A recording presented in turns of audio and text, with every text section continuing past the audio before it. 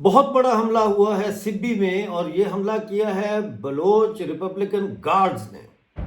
بلوچستان کے حالات سے ہر وقت باخبر رہنے کے لیے خبریں اور تجزیہ ڈاکٹر امجد ایوب مرزا پیش کرتے ہیں۔ پلیز چینل کو جوائن کیجیے۔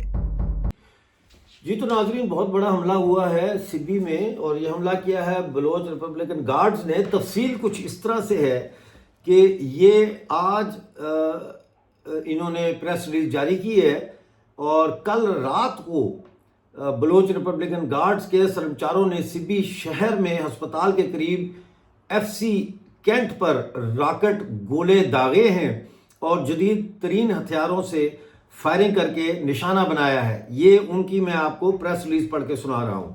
اس حملے میں پاکستانی فورسز کو بھاری جانی اور مالی نقصان کا سامنا کرنا پڑا ہے۔ اس حملے کی ذمہ داری بلوچ ریپبلکن گارڈ BRG قبول کرتی ہے، اور یہ کارروائیاں جاری رہیں گی۔ یہ دوستین بلوچ ترجمان بلوچ ریپبلکن گارڈز کی طرف سے ناظرین یہ بیان جاری ہوا ہے۔ اس کا مطلب یہ ہے کہ اب تمام جو سیکشنز ہیں بلوچستان کی عسکری تنظیموں کے، وہ اب فعال ہیں، وہ اب پاکستان کے چھاؤنیوں پہ حملے کر رہے ہیں۔ جو بلوچستان میں پاکستان کی چھاؤنیاں ہیں ان پہ حملے کر رہے ہیں۔ یہ اسی طرح ہے جیسے آپ کے گھر کے دروازے پر کوئی آ جائے۔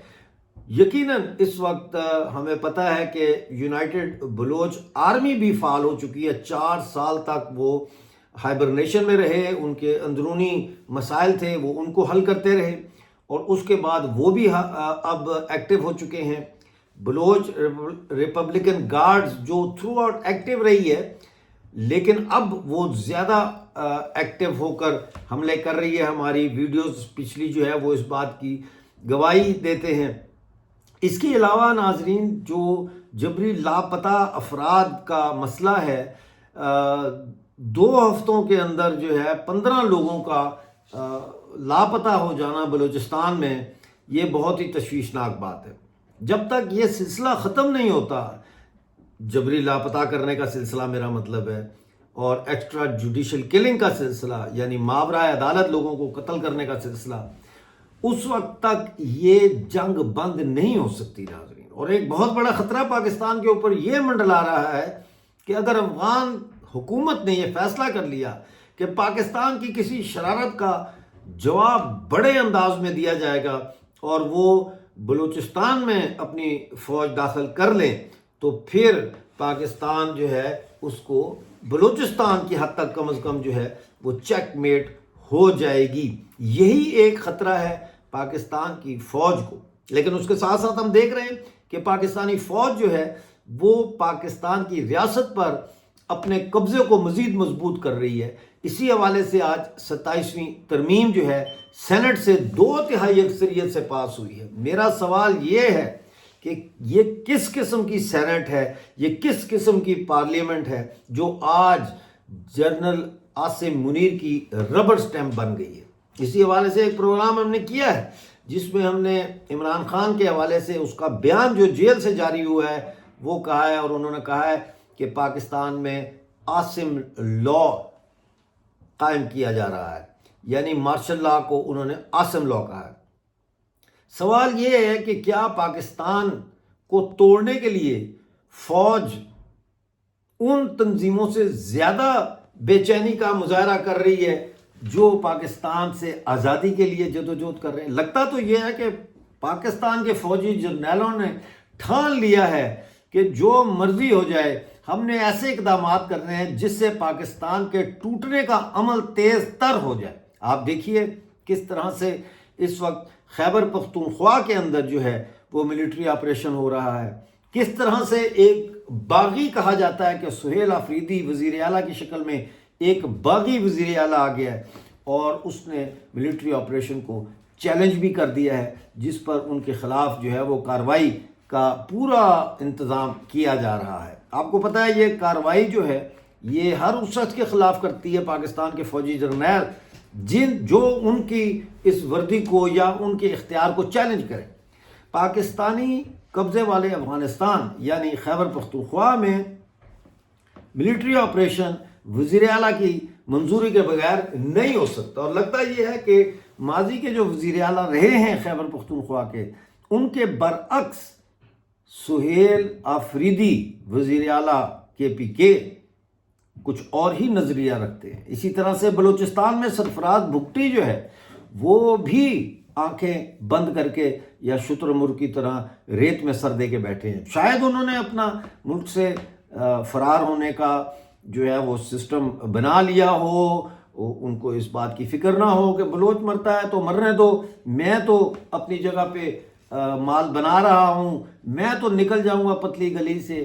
لیکن یاد رکھیے، عوامی بغاوت جب شروع ہو جاتی ہے، جو ابھی بلوچستان میں اس طرح کی عوامی بغاوت ابھی وہ مرحلہ نہیں آیا، تو پھر ایئرپورٹ بھی بند ہو جاتے ہیں، ریل بھی بند ہو جاتی ہے، اور زمینی راستے بھی بند ہو جاتے ہیں، پھر فرار نہیں ہوا جا سکتا. جب جرمنی کی نازی فوج کو شکست ہوئی تو جس دن روس نے، سوویت یونین نے برلن پہ قبضہ کیا، اس دن بھی جو جرنیل فرار ہونے کی کوشش کر رہے تھے وہ فرار ہونے میں کامیاب نہیں ہوئے. کئی جرنیل جو ہے وہ پکڑے گئے فرار ہونے کے عمل کے دوران. تو یہ چیزیں تاریخ ہمیں بتاتی ہے، لیکن ہم لوگ تاریخ سے سیکھتے نہیں ہیں. یہ ایک بہت بڑا المیہ ہے کہ لوگ تاریخ سے سیکھنے کے بجائے تاریخ کو دہراتے ہیں، اور جب تاریخ دہرائی جاتی ہے تو وہ ایک المیہ بن کے ہمارے سامنے آتی ہے. اس وقت سوال یہ ہے کہ بلوچستان کے اندر جو حملے ہو رہے ہیں، ان حملوں کی نوعیت میں تیکھا پن آ رہا ہے، یہ تیز ہو رہی ہیں اور یہ بولڈ ہو رہی ہیں، یعنی یہ زیادہ دلیری کے ساتھ کیے جا رہے ہیں حملے. میری یہ اطلاع ہے کہ 24، 25، 26 نومبر کو بلوچستان میں ایک بہت بڑا حملہ ہونے والا ہے، اور یہ ظاہر ہے کوئنسائڈ کرے گا PTI کے مظاہروں سے. سوال یہ بھی ہے کہ کیا 24 نومبر کا جو میسیکر ہوا تھا اسلام آباد میں، اس میسیکر کی یاد میں کوئٹہ میں کوئی بہت بڑا جلوس نکالیں گے، یا وہاں پہ ظاہر ہے سیکشن 144 لگا ہوا ہے، وہ اس کی وجہ سے اپنے گھروں تک ہی محبوس رہیں گے. یہ بھی ایک دیکھنا پڑے گا ہمیں آنے والے دنوں میں. لیکن جیسا کہ آپ جانتے ہیں، آج دلی میں لال قلعہ میں ایک دھماکہ ہوا ہے جس میں 8 افراد مارے گئے ہیں اور 20 سے زیادہ زخمی ہیں. یہ چاندنی چوک کے قریب لال قلعہ ہے. وہاں پہ ایک گاڑی میں کہتے ہیں کہ نصب بم تھا. ابھی یہ پتہ نہیں چلا کہ یہ کتنے کلو کا بارودی مواد اس میں استعمال ہوا ہے، لیکن یقیناً پاکستان کے اور افغانستان کے جو تعلقات بگڑ رہے ہیں یا بگڑ چکے ہیں، اور پاکستان کی جو خفت ہے کہ افغانستان اور بھارت کے تعلقات اچھے ہوتے جا رہے ہیں، مجھے کوئی تعجب نہیں ہوگا اگر اس بام بلاسٹ کے تانے بانے پاکستان سے جا ملے. ناظرین، آج کا پروگرام دیکھنے کا بہت شکریہ. پلیز چینل کو جوائن کریں، بہت ضروری ہے جوائن کرنا. سبسکرائب کریں، شیئر کریں ویڈیو کو اور لائک کریں. ملتے ہیں اگلے پروگرام میں. اس وقت تک کے لیے مجھے اجازت دیجیے اور اپنا بہت سارا خیال رکھیے. چینل کے ہوم پیج پر جوائن کا بٹن دبا کر ہمارے ممبر بنیے. شکریہ.